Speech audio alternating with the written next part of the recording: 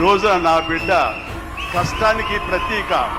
ఏది ఈజీగా రాదు, అడ్డందారులు ఏది రాదు, కష్టపడితేనే వస్తుంది. ఎస్, అలా కష్టపడ్డాడు. ఈ సినిమాకి అంత మన్నలను పొందారు మీరందరి చేత. ఈ రోజున పెద్దియే అనిపించుకుంటున్నాడు.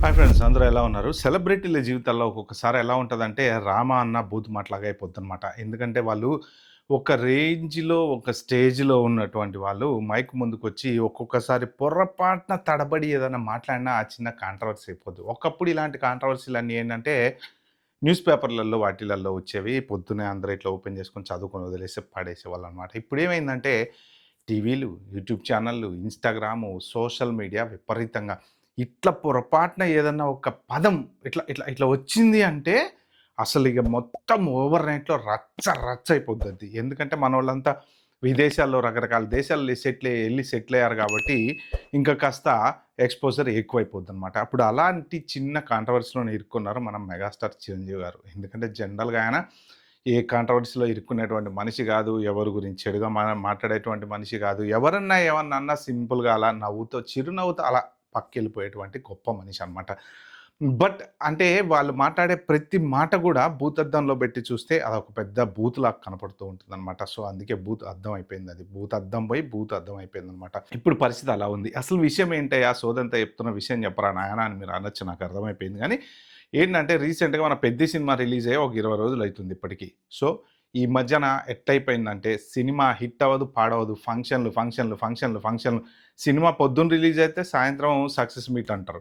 మళ్ళీ వారం రోజుల్లో ఇంకో ఫంక్షన్ అంటారు. మళ్ళీ వారం రోజుల్లో ఇంకో ఫంక్షన్ అంటారు. మళ్ళీ ఇప్పుడు ఇంకేదో ఈవెంట్ అంట. సో, ఇప్పుడు 'పెద్ది' సినిమా చెప్పుకోవాలంటే 'పెద్ది' సినిమా బాగా హిట్ అయింది. అది వేరే విషయం. కానీ జనరల్‌గా ఈ ఫంక్షన్లు టూ మచ్ అయిపోయింది తెలుగు సినిమా ఇండస్ట్రీలో. బట్ ఇప్పుడు 'పెద్ది' సినిమా ఈవెంట్ మొన్న మంగళవారం నాడు జరిగినటువంటి ఈవెంట్‌లో మన మెగాస్టార్ గారు పొరపాటున ఒక మాట అన్నారు. మరి అది పొరపాటున అన్నారా, జెన్యూన్‌గా అన్నారా, ఆలోచించకుండా అన్నారా అనేది పక్కన పెడితే సోషల్ మీడియాలో ఫ్యాన్ వార్ అనేది స్టార్ట్ అయిపోయిందనమాట. జనరల్‌గా ఇప్పుడు అభిమానులకి వార్ అనేది ఎప్పటినుంచో ఉండేది. ఇవాళ కొత్తగా ఏం కాదు. అప్పుడు ఆ రోజుల నుంచి ఉండేది, ఇప్పుడు కూడా ఉంటుంది. రీసెంట్‌గా ఏమైందంటే ఇప్పుడు అల్లు అర్జున్‌కి, మెగా ఫ్యామిలీకి కొంత గ్యాప్ అనేది ఎప్పుడో మధ్యలో వచ్చింది. మళ్ళీ తర్వాత దాని బాండింగ్ కనెక్ట్ చేసుకున్నారన్నారు. మధ్యలో అసలు ఫస్ట్ అల్లు అర్జున్‌కి, పవన్ కళ్యాణ్‌కి అలా స్టార్ట్ అయింది. ఇప్పుడు ఈయన వచ్చి ఏమన్నారంటే అసలు అవార్డు కోసం కాకుండా జెన్యూన్‌గా కష్టపడ్డాడు రామ్ చరణ్.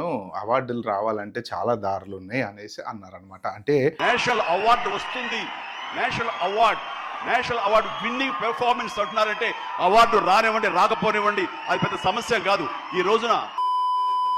అది మరి ఆయన ఏ ఉద్దేశంతో అన్నారు అనేది కరెక్ట్‌గా ఇప్పుడు సోషల్ మీడియాలో విపరీతమైన అగ్గిపుల్ల గీసి మంట పెడితే పెద్ద మంటలాగా తయారైపోయింది.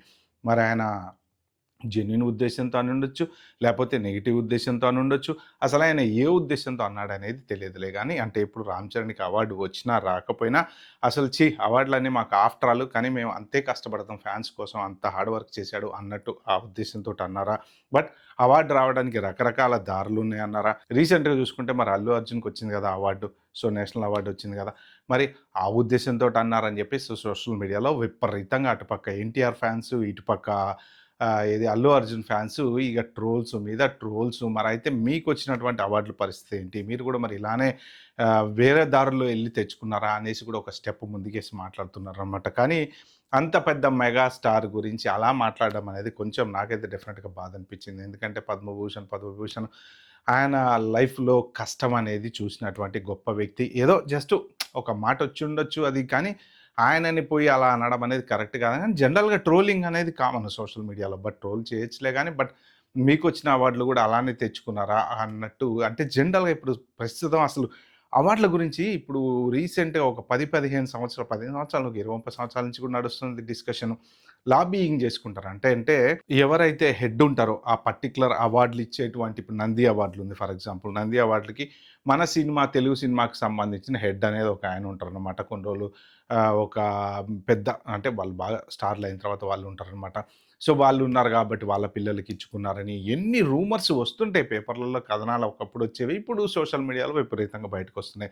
లాబీయింగ్ చేసుకుంటారని, మేము వెళ్ళి మాట్లాడి ఏది సీఎంలతో లాబీయింగ్ చేసుకుంటారని, లేకపోతే ప్రైమ్ మినిస్టర్లకు చెప్పిస్తారని, లేకపోతే ఇలా రకరకాల అవార్డు కోసం లాబియింగ్ చేసుకుంటారు. ఒక లాబియింగ్ టీమ్ అనేది ఉంటుంది. ఆ లాబియింగ్ టీమ్ వెళ్ళి మాట్లాడి మా ఆవిడకి అవార్డు ఇవ్వండి అని చెప్పి తెప్పించుకుంటారు అని అంటూ ఉంటారనమాట. మరి అది ఎంతవరకు నిజము? నిజంగా జెన్యూన్‌గా అవార్డు యాక్టింగ్ చేసిన వాళ్ళకే ఇస్తారా? మీరు చూడండి, యాక్చువల్‌గా చెప్పుకోవాలంటే బోలెడన్ని సినిమాలుంటాయి. అంటే లో బడ్జెట్ సినిమాలు చాలా ఉంటాయి. దాంట్లో ఒక్కొక్కళ్ళు ఇరగదీసే యాక్టింగ్ చేస్తారు. మామూలుగా కూడా కాదు. అసలిప్పుడు ఎంతసేపటికి సినిమా ఇండస్ట్రీ అంటే ఈ పెద్ద హీరోలు తప్ప అసలు ఎనకాల ఎవ్వరు కనిపించట్లేదు. ఒకప్పుడు మరి కమల్ హాసన్ గారు, రజనీకాంత్ గారు ఇలాంటంతా యాక్టర్లు, ఈవెన్ మెగాస్టార్ చిరంజీవి గారు వాళ్ళంతా అట్లా ఎట్లా యాక్టింగ్ చేసేవాళ్ళు అసలు. ఆ యాక్టింగ్ చూస్తుంటేనే గూస్ బంప్స్ వస్తుంది. మోహన్ లాల్ గారి యాక్టింగ్, ఆ యాక్టింగ్ చూస్తుంటేనే గూస్ బంప్స్ వస్తాయన్నమాట. సో వీళ్ళంతా కింద నుంచి వచ్చి అవార్డులు, ఎన్నో అవార్డులు తెచ్చుకున్నటువంటి వాళ్ళనమాట. సో మరి ఇప్పుడుకొచ్చేటప్పటికి ఏంటంటే అసలు ఈ ఎవరు లోయర్ ఆర్టిస్టులు ఎవరన్నా కనపడుతున్నారా లేదా? బాగా యాక్టింగ్ చేసేటువంటి ఆర్టిస్టులు కనపడుతున్నారా లేదా? వాళ్ళకసలు అవార్డులు వస్తున్నాయా లేదా? సినిమా ఇండస్ట్రీ అంటే ఈ పెద్దోళ్ళు, హీరోలు, హీరోల పిల్లలు, ప్రొడ్యూసర్ల పిల్లలు, హీరోయిన్ల పిల్లలు, ఇదే సినిమా ఇండస్ట్రీ అయిపోయింది తప్ప ఇంకసలు కొత్తవోడొచ్చి వాడికొక సినిమా తెచ్చుకొని, వాడి యాక్టింగ్ ప్రూవ్ చేసుకొని, వాడు నిజంగా అవార్డు తెచ్చుకునేటువంటి స్టేజ్ అసలు ఇప్పుడు ఇవాళ రోజున ఉందా లేదా అని అనిపిస్తుందనమాట. సో ఇవన్నీ పక్కన పెడితే ఇప్పుడు మరి మెగాస్టార్ గారు ఏ ఉద్దేశంతో అని ఉంటారు.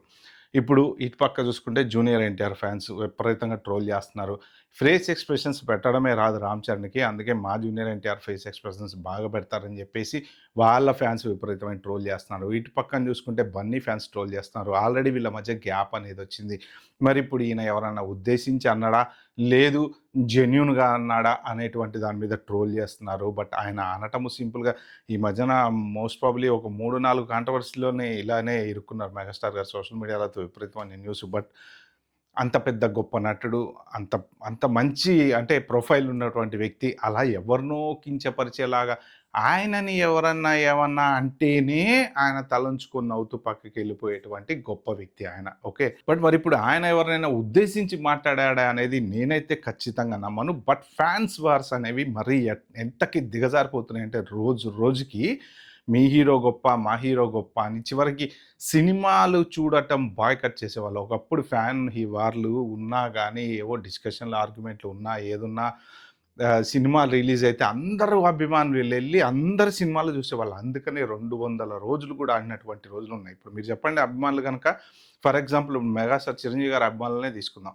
ఇంకా కృష్ణ, నాగేశ్వరరావు గారు, తర్వాత ఎన్టీఆర్ ఇలా బోలెడంత మంది ఆర్టిస్టులు ఉన్నారు కదా!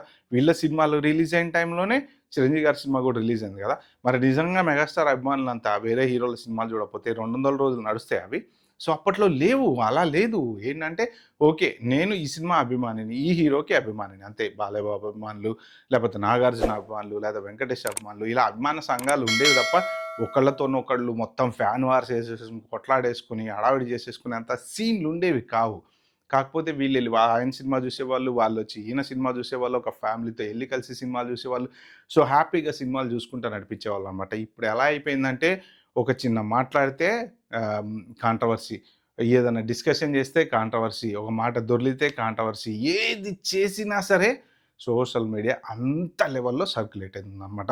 సో మరి ఇప్పుడు మెగాస్టార్ గారు మరి ఇన్ని అవార్డులు తీసుకున్న తర్వాత మరి ఆయన ఆ మాట అవార్డులకి ఎన్నో దారులున్నాయి అనేటువంటి మాట మరి అది ఏ ఉద్దేశంతో అన్నారనేది మీకేమన్నా తెలిస్తే కింద కామెంట్‌లో అయితే మెన్షన్ చేయండి.